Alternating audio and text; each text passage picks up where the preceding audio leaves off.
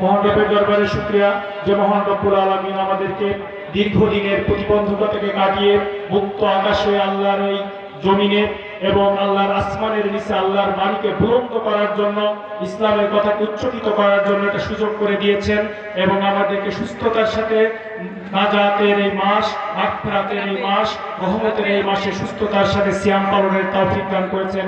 সেইভাবে প্রতি শুকরিয়া আদায় করছি আলহামদুলিল্লাহ। রাসূল করিম সাল্লাল্লাহু আলাইহি সাল্লামের প্রতি দরুদ সাল্লাল্লাহু আলাইহি সাল্লাম।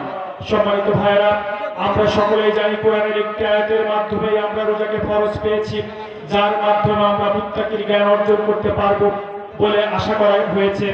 সেই আয়াতটি বলা হয়েছে, ইয়া আইয়ুহাল্লাযীনা আমানু কুতিবা আলাইকুমুস সিয়াম কামা কুতিবা আলাল্লাযীনা মিন ক্বাবলিকুম লাআল্লাকুম তাত্তাকুন।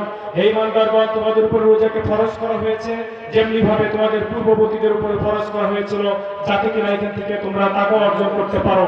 সম্মানিত ভাইরা, এই তাকওয়ার গুণ অর্জন করার প্রত্যাশা নিয়ে ইসলামী আন্দোলনকে সামনে বেগবান করা যেতে যায়, দ্বীনের বাণীকে যেন বুলন্দ করা যায়, সেই ব্যাপারে স্পিরিচুয়াল পাওয়ার নেওয়ার জন্য এই রমজান মাস আমাদের মাঝে এসেছে। এই রমজান মাস এমন একটি মাস যে মাসে ইসলামের প্রথম বিজয় সাধিত হয়েছে 17ই রমজান।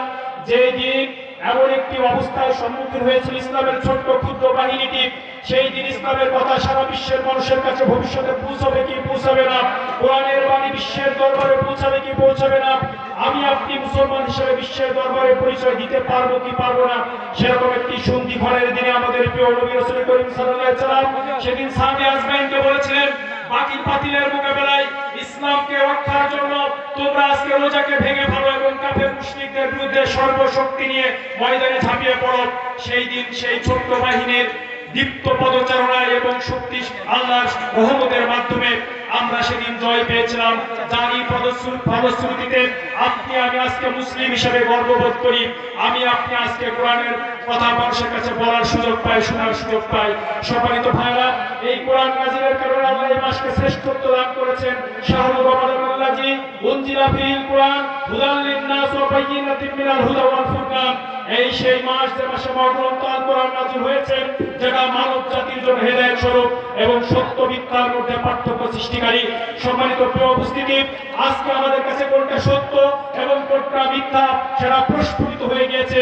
53 বছর হয়েছে বাংলাদেশ স্বাধীন হয়েছে, মানুষকে মিথ্যার বুনিয়া উড়িয়ে মানুষকে ঘুম পাড়িয়ে রাখা হয়েছিল। মানুষ আজকে জেগে উঠেছে, বুকের তাজা রক্ত রাজপথে ঢেলে দিয়ে নতুন করে আবার স্বাধীন করেছে এই বাংলাদেশকে। এই দেশের স্বাধীনতাকে আর নতুন ভাবে কোনো ফ্যাসিবাদের হাতে আমরা ছেড়ে দিতে চাই না।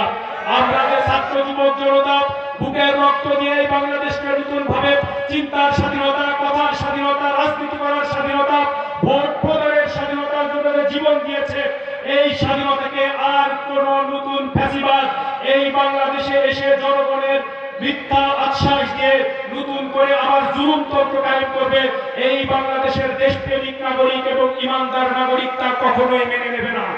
এজন্য সম্মানিত বন্ধুগণ, আমরা বলতে চাই এই বাংলাদেশকে আমরা একটি সামাজিক সুবিচারপূর্ণ, অর্থনৈতিক সমৃদ্ধশালী রাষ্ট্র হিসেবে গড়ে তুলতে চাই।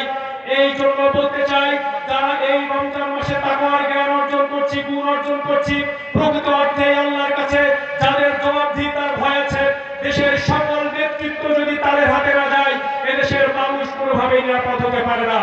আমাদের বন্ধু সংগঠনগুলোকে দেখেছি ইফতার মাহফিল, বিভিন্ন সমাবেশের নামে তারা ইফতারির প্যাকেট নিয়ে, খাবারের প্যাকেট নিয়ে মারামারি করে, হুড়োহুড়ি করে নিজের দলের লোক নিজের হাতেই হত্যার শিকার হয়। যে দল নিজের দলের পক্ষে নিরাপত্তা বিধান করতে পারে না, শৃঙ্খলা বিধান করতে পারে না, তার রাজনৈতিক কর্মী নিরাপত্তা বিধান করতে পারে না, সে দেশের 18 কোটি মানুষের নিরাপত্তাও তারা দিতে পারবে না। সম্মানিত ভাইয়েরা, যারা ইসলামে বিশ্বাস করে, এদেশের ইসলামী আন্দোলন যে সমস্ত দলগুলো কাজ করে যাচ্ছেন, এদেশের সাধারণ জনগণ তাদের দিকে আশ্বস্ত হয়ে আছেন, তাদের দিকে মুখ তুলে চেয়ে আছেন। এই জন্য বলতে চাই, ইসলামী আমাদেরকে মুক্তির দিশা দেখাতে পারে, ইসলামী আমাদেরকে প্রকৃত স্বাধীনতার সুখ আস্বাদন করাতে পারে। এই জন্য প্রিয় ভাইয়েরা আমার, বাংলাদেশ জামাত ইসলামীর সর্বোচ্চ দুজন নেতা 3টি মন্ত্রণালয়ের দায়িত্ব পালন করার পরে দেখা গেছে অন্যান্য যে রাজনৈতিক দল তারা তাদের অধিক কৃতকর্মের জন্য, মন্ত্রণালয় এমপি চালানোর জন্য তারা দুর্নীতির মামলায় এক একজন জেলের কারাগার ভোগ করেছেন এবং এক একজনের বিরুদ্ধে একাধিক মামলা হয়েছে। কিন্তু আমাদের দুজন নেতা যারা 3টি মন্ত্রণালয়ের দায়িত্ব পালন করেছিলেন, 11 সরকার তাদের বিরুদ্ধে একটি মামলা দায়ের করতে পারে নাই। বাংলাদেশ জামাত ইসলামী প্রমাণ করতে সক্ষম হয়েছে বাংলাদেশ জামাত ইসলামী দেশে মানবতার কল্যাণ সাধন, সৎ এবং যোগ্য নেতৃত্ব তৈরি এবং এর মাধ্যমে আল্লাহ সন্তুষ্ট অর্জনের কাজ করে যাচ্ছে, সেটি বাস্তবায়ন করতে সক্ষম হয়েছে। এই জন্য প্রিয় বন্ধুরা, আসুন আমরা আমাদের এই সাধারণ মানুষদেরকে সাথে নিয়ে এদেশের আগামীর ভবিষ্যৎ আমরা আবার ফ্যাসিজমের দিকে ফিরে দেব, আগামীতে আবার ভোটবিহীন একটি সরকারের দিকে ফিরে দেব, আগামীতে আবার চাঁদাবাজ, জুলুম, তর্কবাজ, টেন্ডারবাজের হাতে দেশ ছেড়ে দিব না, এই বাংলাদেশকে বিশ্বের দরবারে একটি মর্যাদাশীল জাতি হিসেবে গড়ে তুলব, সেই সিদ্ধান্ত আজকে আমাদেরকে গ্রহণ করতে হবে।